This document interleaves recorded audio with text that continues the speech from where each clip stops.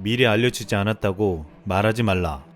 지난 28일 중국이 대만에게 선전포고 수준의 경고를 했습니다. 대만 집권당 일각에서는 헌법 개정을 통해 국호를 중화민국에서 대만공화국으로 바꿔야 한다는 주장이 제기되자 중국 정부가 강력한 경고 메시지를 보낸 것입니다. 중국 국무원 대만 판공실의 마셔강 대변인은 대만 독립 도발을 감행하는 데 대해 모든 수단을 동원해 반격할 것이라며 대만에 겁을 줬습니다. 여기서 미리 일러주지 않았다고 말하지 말라라는 표현까지 썼는데 이것은 중국이 가장 강력한 수준의 대경고 메시지로 여겨지고 있습니다. 그런데 지난 25일 미국 바이든 대통령은 첫 공식 기자회견에서 자신이 보는 앞에서 중국이 최강국이 되는 일은 없을 것이다라며 중국을 겨냥해 말했습니다. 또한 인도 태평양에서 강한 군사력을 유지하겠다고 시진핑에게 말했다며 중국의 군사적 팽창에 대해서도 저지하겠다는 의지를 보여줬습니다. 지금 중국에서는 대만을 둘러싼 미중 갈등이 증폭되면서 즉각적인 무력 통일을 촉구하는 목소리에 힘이 실리고 있습니다.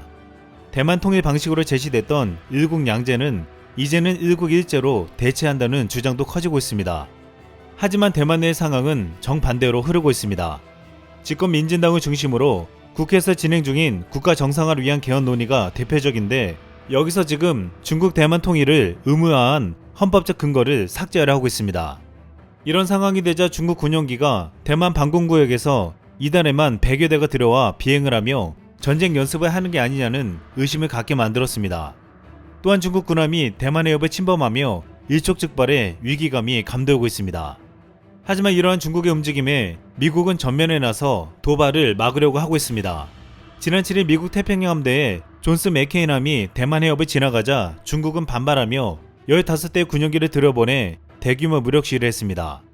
또한 지난 26일 대만 동쪽 일대에서 훈련하던 중국 항공모함 전단 사이로 미국 이지스 구축함이 함대 한가운데로 가로질러가며 중국에게 굴욕을 안겨주었습니다.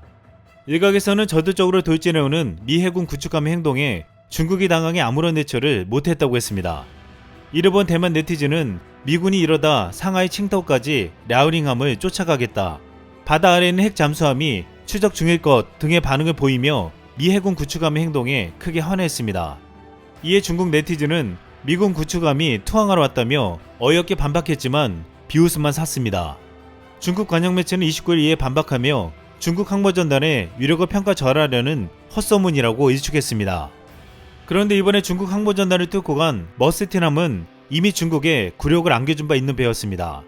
이 머스틴함은 지난 4일 함장이 배 난간에 다리를 꼬아 올린 채 랴오닝함이 항행하는 모습을 여롭게 바라보는 모습을 공개한 이지스 구축함이었습니다. 그런데 미국이 이렇게 당당한 모습을 보이지만 전문가들은 중국이 대만을 침공할 경우 미국이 쉽게 승리하기는 어려울 것이라고 관측하고 있습니다.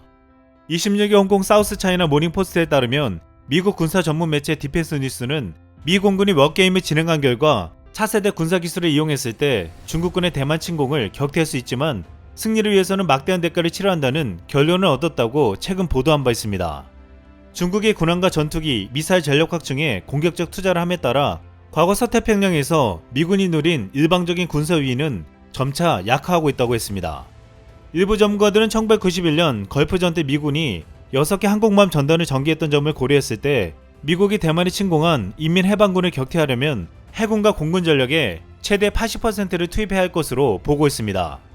대만 해군학교 전 교관인 류리스는 오늘날 인민해방군은 1990년대 이라크 군보다 더욱 강력하기 때문에 미군의 해공군 전력의 80% 투입은 최소한의 비용이라고 평가하기도 했습니다.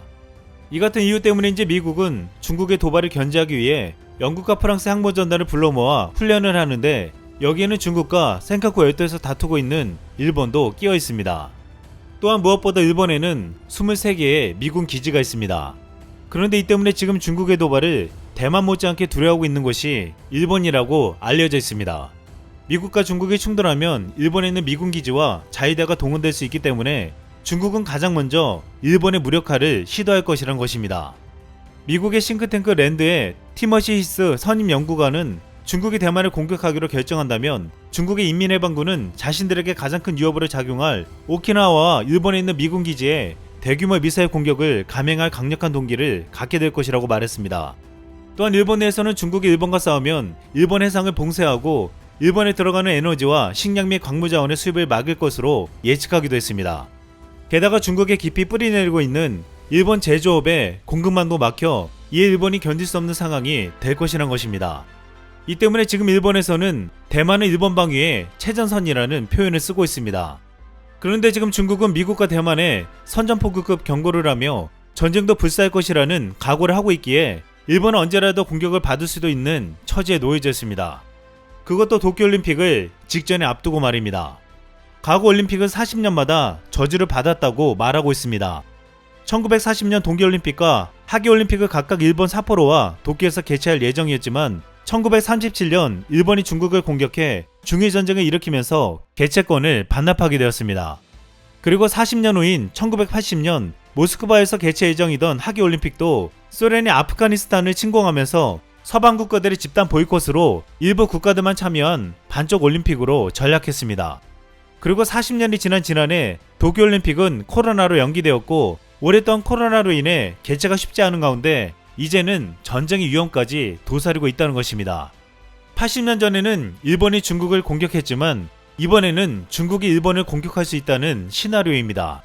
그런데 국내 네티즌들은 도쿄올림픽이 받는 저주에 가까운 상황은 일본 스스로가 자초했다고 보고 있습니다. 도쿄올림픽을 앞둔 일본 스가 정권은 이번에도 외교청서에 독도가 일본 땅이라고 주장하며 종군 위안부 대신 위안부가 적절하다고 책임을 회피하는 모습을 보였습니다. 또한 징용에 의한 노무는 강제 노동이 아니다라고 대놓고 부정했습니다. 이에 대해 우리 정부는 강하게 반발했고 중국 또한 일본 정부의 위안부 표기 채택은 역사적인 사실회피라고 말했습니다.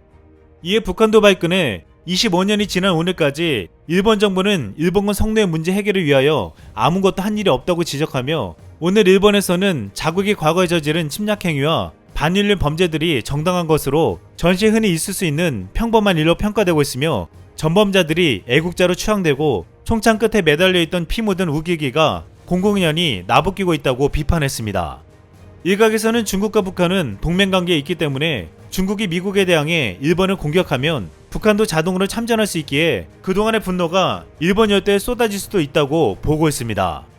일본이 이렇게 역사 왜곡으로 주변국들에게 비난을 받고 있는데 오염수 해양 방출 결정은 더더욱 분노를 사고 있습니다. 최근 오염수 해양 방출을 결정한 스가 총리의 결정에 일본 8선 야마모토 의원은 방출해서는 안 된다고 주장했습니다. 야마모토 의원은 오염수를 해양 방출하지 않아도 오염수를 저장할 탱크를 지을 공간이 충분히 있으며 한국의 반발은 당연하다고 말했습니다. 이번 도쿄올림픽을 앞두고 주변국들의 화살은 지금 일본을 향해 있습니다. 한 네티즌은 과거 1950년 한국전쟁 때 일본은 전쟁 특수를 누리며 선진국으로 발돋움했다고 했는데 이제는 미중 충돌로 인해서 전쟁이 벌어진다면 일본은 다시 후진국으로 돌아갈 수도 있다고 경고하고 있습니다. 이상 쓸멍이었습니다.